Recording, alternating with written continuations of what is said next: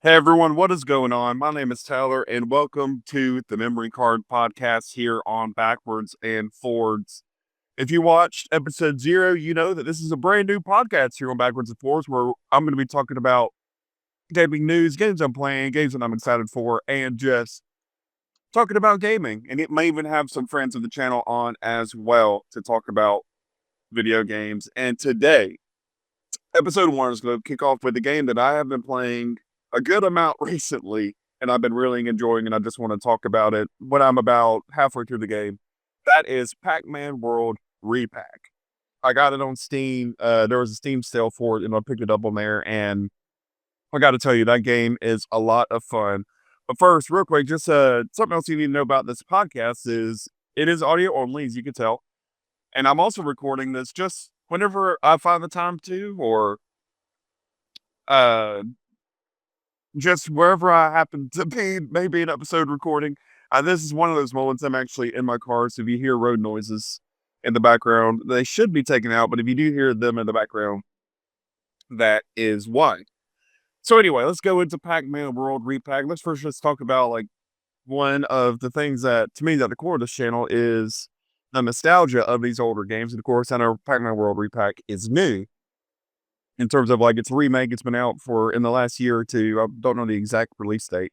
To be honest, I didn't even know it was really a thing until like this year. So, but anyway, my history with, in this case, not necessarily Pac-Man World, because I did not grow up with the original PlayStation. That's not a console that I had, so I never really played the original Pac-Man World when it came out in time. But I did play, and I did have, and I still do own Pac-Man World 2 and Pac-Man World 3 on the GameCube. And as a kid, I grew up with those games. I played those games a lot. Funnily enough, I still technically, I don't think I've technically beaten either of those games. I'm working on Pac-Man World 2 and then Pac-Man World 3. There was just a level. There was a cheat in Pac-Man World 3 that I used that unlocks all of the levels. So I have technically seen the ending of Pac-Man World 3, even though there was a level that I just got stuck on, which I'll point out whenever we cover that game on the channel. But yeah, so like Pac-Man World 2, Pac-Man World 3, I played a lot of as a kid and growing up. Those were really fun games to play. But Pac-Man World, I never really played. I have vague memories of it on Game Boy that I had. I had the Game Boy version that I would play every now and then. But again, I was young enough to where I don't really remember the game. I feel like I have a snapshot of the game in my head, but that's about as far as it goes. But that's my extent of my experience with Pac-Man World, and I probably did find demos of it or played it as a kid growing up as well. But for the most part, Pac-Man World, I never really had a lot of experience with. Then comes Pac-Man World Re-Pac, which of course is a remaster, I would say. It's not necessarily, well, no, what's the term that they're using for AC4 Black Flag? I forget the term they're using. I think it is a remaster, but yeah, it is effectively a remaster of the game. Of course, you have like all the original bosses. You still have Pac-Man as the main enemy. I could be wrong, but I think in the original, Orson was the main villain or the main guy who built Pac-Man. In Pac-Man World Re-Pac, it's Blinky, Inky, Pinky, and Clyde go in and they take Pac-Man's family to Ghost Island and leave and keep him as prisoner there. Again, this is where I've seen the intro cutscene before, but I don't remember if Blinky, Pinky, Inky, and Clyde are in the original cutscene, so don't quote me on that. But yeah, so anyway, the game is a full remaster.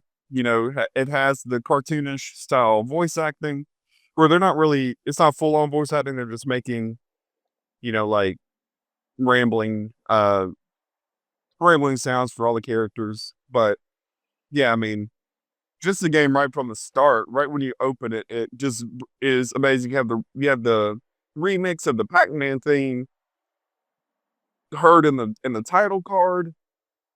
You see a beautiful, updated, upscaled rendering of Ghost Island, and the game just throws you right into it with Worlds 1 and 2, which are the Worlds 1, 2, and 3, sorry, which are the ruins, the caves. You have, the pirate beach area, and you also have the space area. So those are the ones that I have gone through and beaten at time of recording. I have 100% of those levels. There, I haven't done no misses on them yet, but for all those levels, but I have like all the bonus stages, all the keys, all the fruits, all that stuff in those levels.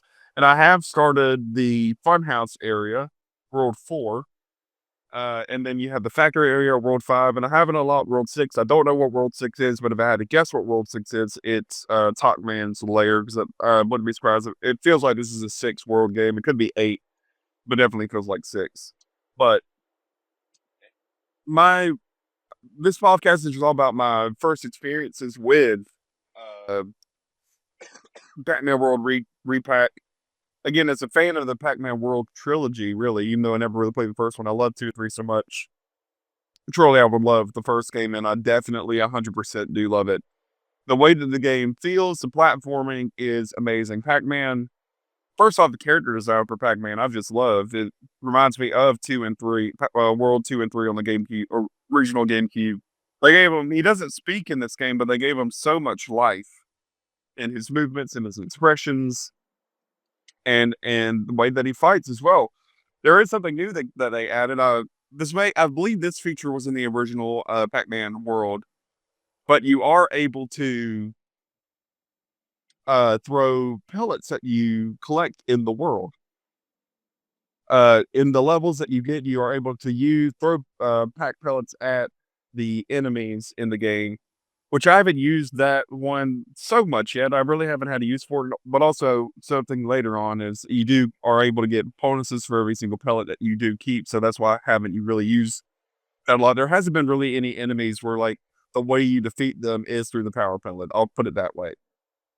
Or through the throw the pellets at them. I'll put it that way. But of course, you also have your butt bounce, which you can use to attack enemies, and also you can use if you use them in a row, you can actually get a little slightly more air for Pac-Man.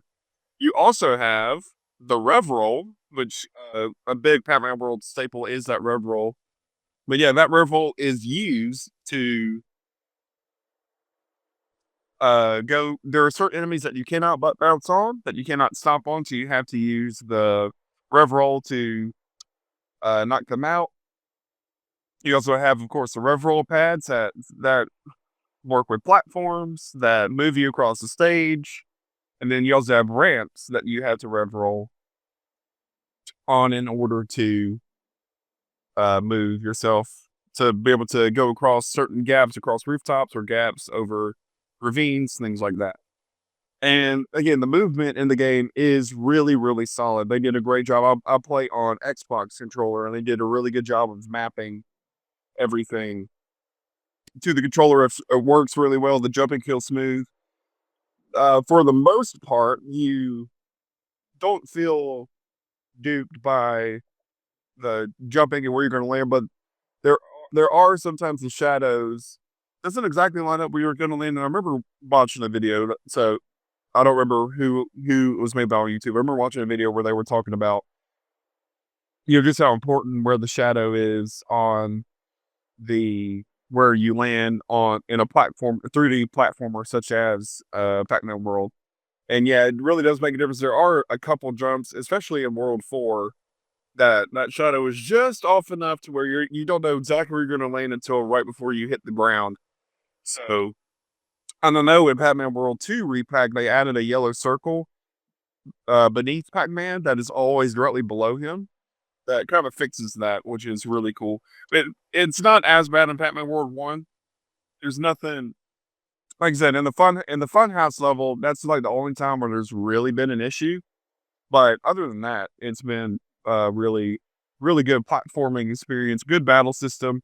The bosses are really good so far. Like I said, I've only done the bosses for the ruins area, the beach area, and the space area. So I've fought, and again, spoilers. So it should be a spoiler warning. I'll put that in the description.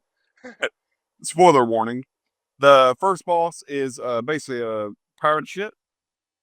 And all you got to do is deflect cannonballs to the second boss. Anubis is the most annoying boss that I've seen so far. Basically, you just rev roll on four pads that basically, when you rev roll the pads, it breaks the shield around, I guess, the heart of the boss, the heart or the jewel of the boss that you got to rev roll into. That boss was annoying because, okay, to be honest, I was talking about the shadows. This is probably a part where the shadow really would help.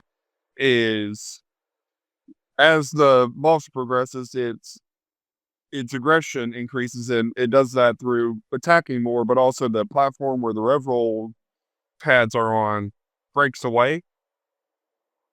And by the third or fourth, you really do need to have good platforming skills to just kind of stay on the path. There are enemies that are little mummies that you have to just rev roll into, but there are moments that one took me probably a lot longer than it should have, just because I kept landing in the wrong spot and falling into lava, which is instant death. And because there's no checkpoint, you had to start the boss completely over. So, like I said, it took me about 10 tries, when really should have taken me two to defeat that boss, to defeat Anubis. It was a little bit annoying, but when we cover it on the channel, you'll see that boss. And yeah, but the coolest boss that I've faced so far is King Galaxian. I love that they took another Namco property with Galaxian and made him into a boss, and it felt a lot like a Galaxian game. And something with these Pac-Man World Re-Pac bosses, again, I don't know if they did this in the original, was that they added a little bit of a running section to the boss in each of the boss fights. So, like for instance, in World 1, the pirate ship, you just basically avoid cannonballs and a little mini side-scrolling 2D hybrid section. In the Anubis fight, you're running through a tunnel, which, if you've seen the Pac-Man Adventures in Time coverage that we did when this channel first started way back in 3 years ago, I think we started in 2022, which is insane. But if you saw those videos, you know the bonus levels where you run through either the ghosts are chasing you, or in, I believe it's after level 20, and the second time you go to the ancient Egypt levels, you have the Indiana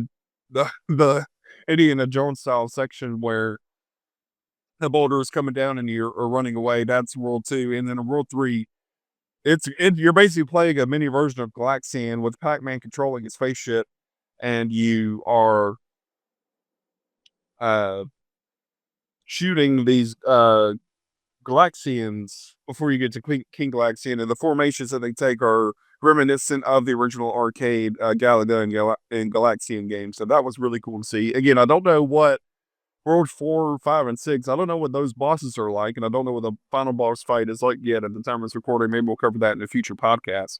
But I just thought that was really cool what they did to the boss fights. And again, I don't have a lot of knowledge of the original Pac-Man World. Like, it's been a while since I've seen like original long plays of it here on YouTube. But just from what I could tell, the game is not only just a remaster, it's almost a remake in a little bit. The way that I'm sure that there are things that they have added that I don't notice because I haven't played the original. But the fact that they you can totally put so much love into the creation of Pac-Man World Re-Pac, that I am so excited for Pac-Man World 2 Re-Pac to come out. But yeah, those are just my thoughts on Pac-Man World Re-Pac. Again, we will cover it eventually here on the channel. But yeah, the game is just really fun, really tight gameplay. If you have wanted to get into the Pac-Man like 3D platforming series and just haven't taken a shot at it, if you haven't found old original copies of the original games, Pac-Man World Re-Pac, I would highly recommend you to add to your library. And it's on most current gen platforms. Nintendo Switch 2 is on Steam. Like I said, that's where I have it. I believe it's on Xbox, PlayStation 5. I believe it's even on the original Nintendo Switch as well. But yeah, it's a really fun game. I really enjoy it. I love a game. Yes, for nostalgic reasons. Like I said, I grew up with the Pac-Man World series, but also just because it is truly a great game. Like, if I had never played the World Series, I think I really would still really enjoy it. So I would go pick it up. It's my recommendation. So it's a really, really fun game. Go check it out. Like I said, it's on pretty much all current gen platforms as well. So yeah, maybe one day when I finish the game, we'll come back and do like a full review in this podcast of the game. But yeah, I just wanted to come talk about and gush about Pac-Man World because it's been really fun to play and I've really enjoyed it. And again, sorry to keep repeating myself, but again, we will cover it on the channel here on Backwards and Forwards, along with Pac-Man World 2, Pac-Man World 3, the original GameCube versions. We're all going to cover Pac-Man World 2 Re-Pac as well. And like I said, I would assume there would be a Pac-Man World 3 Re-Pac, which I do want to do an episode on that in the future because that game is just very interesting in general. But yeah, I would assume that there would be a 3 Re-Pac. And again, at time of recording, and most likely at time of upload, but definitely time of recording, there's been no announcement of a Pac-Man World 3 Re-Pac. It's kind of just speculation at that point if they're going to release one. But if Pac-Man World Re-Pac is any indication, I'm going to enjoy Pac-Man World 2 Re-Pac. And of course, we'll have a podcast episode on that as well. But yeah, again, sorry for the rambling. Like I said, if you watched episode 0 last week, this is kind of like my first true attempt at a podcast, and it's a solo podcast. For this episode, again, there might be some friends on that have come on, friends of the channel that have come on, and friends, just friends in general as well. But yeah, I'm looking forward to continuing this podcast in this form. Like I said, audio only to begin with, and hopefully in the future, I'll add some video and other things as well. But yeah, like I said, hope you enjoyed this podcast. Sorry for the rambling. But I'm really looking forward to this podcast, talking about games, talking about gaming news, recapping the huge gaming events. I believe the next true gaming event will be the Game Awards at the end of the year. Who knows? Maybe on this channel, I'll live stream the Game Awards, but who we'll see. But yeah, I'm really looking forward to this podcast. And if you are watching this and this has been suggested to you and you made it this far, thank you so much for watching this podcast. It means a lot to a channel that is growing. Shorts for Assassin's Creed are continuing. If you watch episode 0 as well, I think I said in there that we're just going to be doing shorts for the big games that we cover. So when we eventually cover Pac-Man World 2, Re-Pac, the originals, all that, those will be converted into shorts as well. But Assassin's Creed shorts are still going on. But yeah, thank you so much for watching here on Backwards and Forwards. For more gaming content like this podcast, for long plays, for live streams, and everything in between, subscribe here to Backwards and Forwards for more gaming content just like this on whatever platform you're watching on. Follow us on social media as well. We're going to be growing that into 2026 as well. My name is Tyler, and I hope to see you soon here on the internet.